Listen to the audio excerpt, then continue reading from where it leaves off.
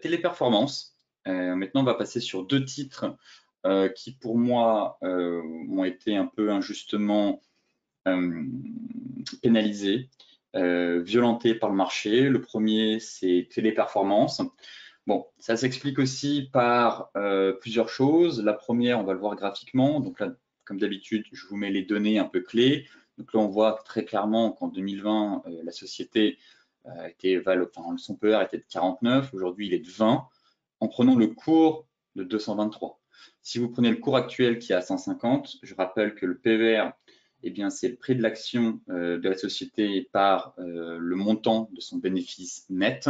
Donc, il faudrait prendre ce montant-là, enfin, en tout cas, le cours de bourse actuel qui est de 150, et vous le divisez par 10,8, qui est le bénéfice par action, et bien vous obtenez de nouveau un PER. Et à mon avis, on est plus proche des 12 que des 20. Donc, des ratios de valorisation extrêmement bas par rapport aux perspectives quand même qui restent globalement bonnes. Donc, pour moi, vraiment, on a acheté le bébé avec l'eau du bain. On ne veut plus en entendre parler de cette société. Mais je trouve que pour un investisseur long terme,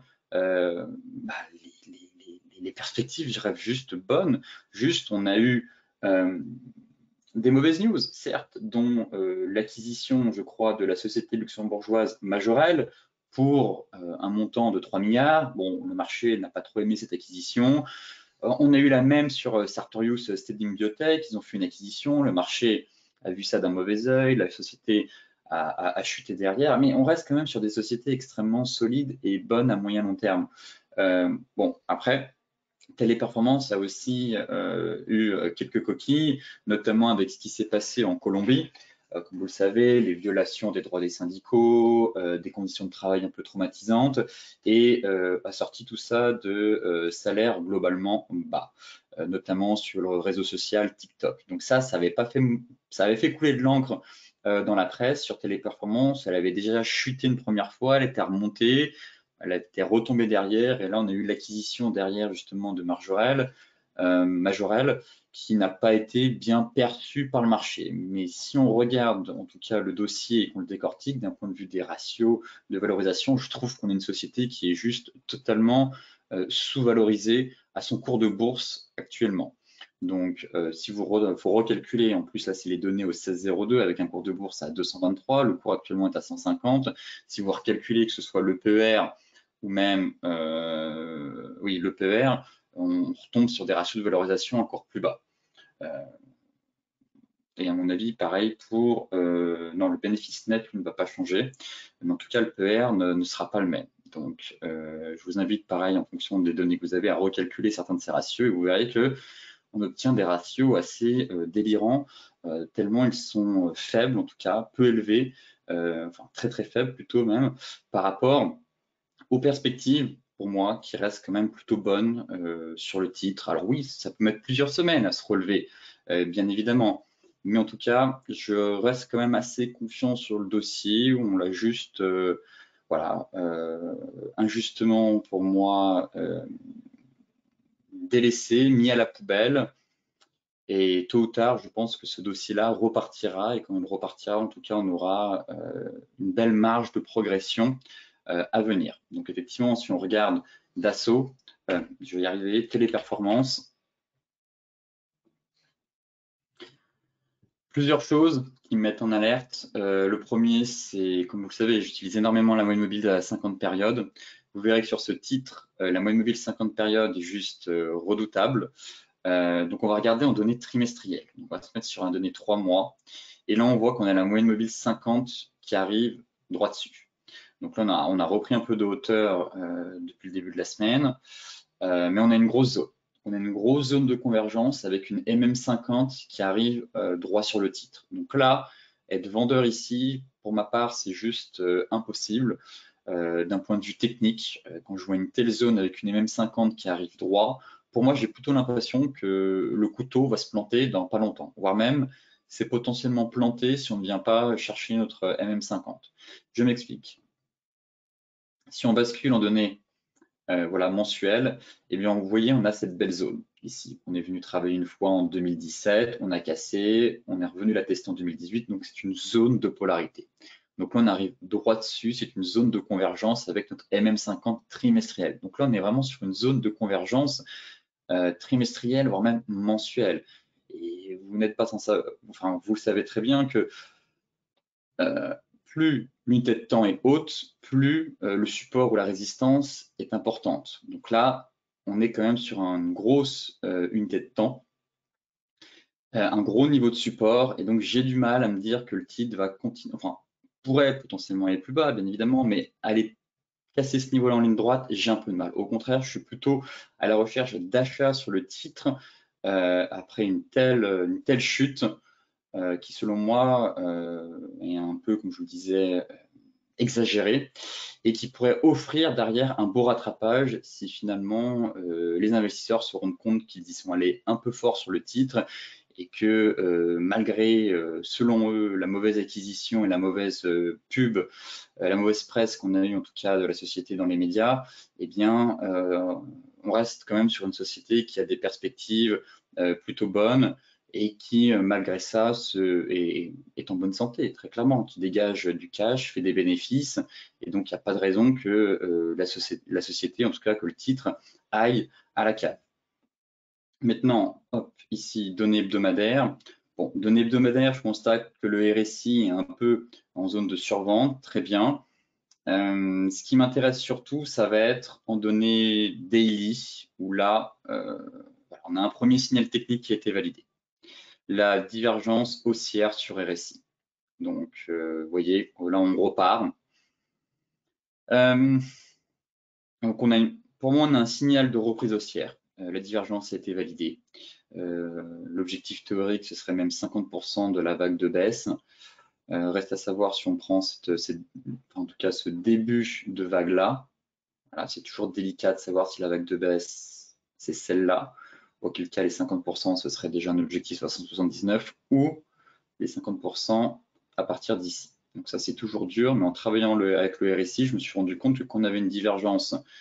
Donc les 50% seraient là. Mais quand je me suis rendu compte qu'on travaillait avec le RSI, qu'on avait une divergence qui était validée, généralement, l'objectif à aller chercher, c'était les 50% de retracement de la vague de baisse ou de la vague de hausse si on a une divergence baissière. Là, on a une divergence haussière, donc 50% de la dernière vague de baisse.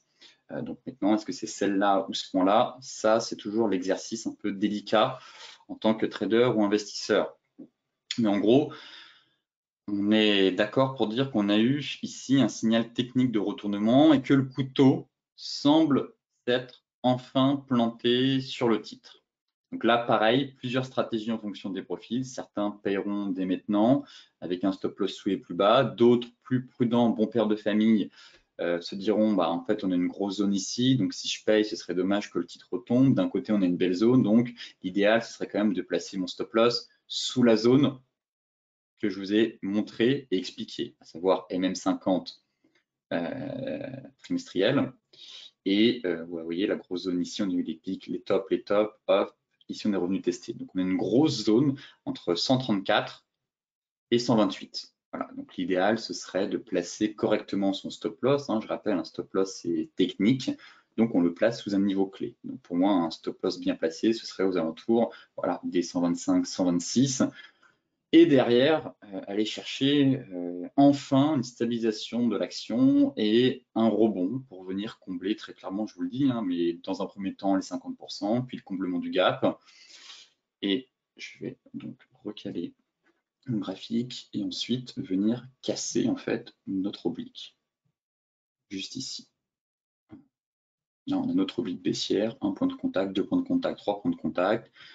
On casse, on reprend, et si on casse l'oblique, là, on aura vraiment un signal très intéressant de moyen long terme. Mais justement, le but, c'est pas d'attendre la cassure de l'oblique, que le titre démarre, c'est de se dire, bon, étudions un peu les fondamentaux, le titre reste globalement bon, faut pas non plus tout envoyer à la poubelle. Maintenant, c'est intervenir correctement au bon moment. Et ça, c'est le market timing. Et c'est votre rôle en tant que trader et investisseur de savoir, de réussir en tout cas à anticiper un peu ces retournements de marché, ces zones de stabilisation pour vous positionner correctement. Et donc là, encore une fois, les têtes brûlées, j'ai envie de dire, chercheront à se positionner maintenant avant l'annonce des banquiers centraux avec un stop loss. S'il y a un stop loss large, pourquoi pas? Mais effectivement, il ne faudrait pas de mauvaises surprises derrière, parce que si le titre retombe et qu'on est amené à travailler notre fameuse zone, attendez, je vais me zoomer pour que ce soit un peu plus propre. Voilà. Si on revient travailler notre zone, encore une fois, ce qui est intéressant, c'est votre ratio risque-reward. Donc, si vous pouvez attraper l'action par ici sur la même 50 trimestrielle et que votre stop loss est juste en dessous, eh bien, vous avez un super ratio risque-reward. Donc, encore une fois, le but, c'est de réussir à market timer le marché le mieux possible pour justement affiner votre ratio risque-reward. Encore une fois, tout dépend de votre profil. Si c'est pour quelqu'un qui cherche à mettre cette ligne en long terme dans son PEA ou que sais-je, eh bien forcément, peu importe d'avoir, il n'est pas à 150 ou à 115, il n'est pas à 1 ou 2 euros près sur le titre. En revanche, en trading, si vous êtes pour un mouvement de plus court terme, dans ce cas-là, essayez d'affiner correctement votre ratio, votre point d'entrée pour justement améliorer votre ratio risque-reward. Donc, en tout cas, effectivement, la divergence est validée. Vous pourrez avoir un pullback. Petite astuce, si vous ne savez pas quoi faire, dois-je rentrer maintenant? Est-ce que l'action va retomber sur le niveau que Joris a dit? Est-ce que l'action va partir tout droit? Je ne sais pas. Je n'ai pas de boule de cristal. J'ai juste repéré une zone, une divergence qui a été validée. Mais ce que je sais, c'est que je peux gérer mon risque et mon money management. Et donc, en fait, le but, c'est pas de rentrer one shot ici ou de faire all-in, c'est de travailler votre position. Un trader, il travaille sa position. Donc, potentiellement, de commencer peut-être à rentrer, je sais pas moi, 25%. Si vous aviez prévu de rentrer 1 ou 2% de votre capital, on va dire 1%, eh bien, rentrer peut-être 25%. Et puis, voir ce qui se passe après les annonces des banques centrales. Si vous voyez que le titre part, bon, bah, au moins vous êtes dedans, vous n'avez pas raté le train. Essayez de re-rentrer derrière un peu plus tard. À l'inverse, si ça retombe, dire bon, bah, j'ai rentré que 0,25% de ma position, c'est bien. Il me reste le reste, en tout cas les 0,75% pour les rentrer un peu plus tard. Peut-être par ici, peut-être si on vient chercher la M50, une fois qu'on aura un vrai signal. Le but, voilà, c'est de construire une position et de la travailler pour, euh, euh, pour rentrer pour rentrer sereinement sur le titre finalement, pour améliorer, j'ai envie de dire, votre taux de probabilité de succès. Voilà, si ça part maintenant, au moins vous êtes dans le train, chouette, tant mieux pour vous. Vous n'êtes pas resté à quai.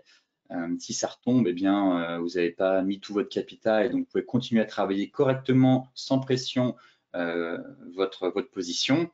Et puis voilà, le but, c'est vraiment de travailler cette position en fonction, encore une fois, de votre profil pour derrière la construire correctement sans prendre des risques inconsidérés et de se mettre la pression. Donc ça, après, je ne peux pas décider à votre place. C'est à vous de déterminer comment vous décidez de travailler cette position. En tout cas, techniquement et fondamentalement, voilà quelques éléments qui me font dire qu'on atteint un gros niveau clé et je pense que c'est maintenant qu'il faut commencer à s'intéresser au titre. Voilà, et que le couteau, quand on dit en bourse, il ne faut pas attraper un couteau qui tombe, mais là j'ai le sentiment que le couteau pourrait commencer à se planter, notamment quand je vois la divergence haussière sur RSI qui s'est validée. Donc pour moi, potentiellement un point bas de moyen terme, et donc derrière, si on repart et que les investisseurs un peu enlèvent leurs œillères et se rendent compte un peu quand même du dossier, eh bien, on pourrait repartir tranquillement. Je ne dis pas qu'on va repartir pleine balle comme en 40. On pourrait consolider dans un range, un gros range un peu comme on a vu sur Dassault et Adyen, mais au moins avoir un début de point bas de ce range, ce qui permettrait quand même derrière de vous offrir quand même un beau potentiel haussier, que vous soyez un investisseur de court terme ou de moyen long terme.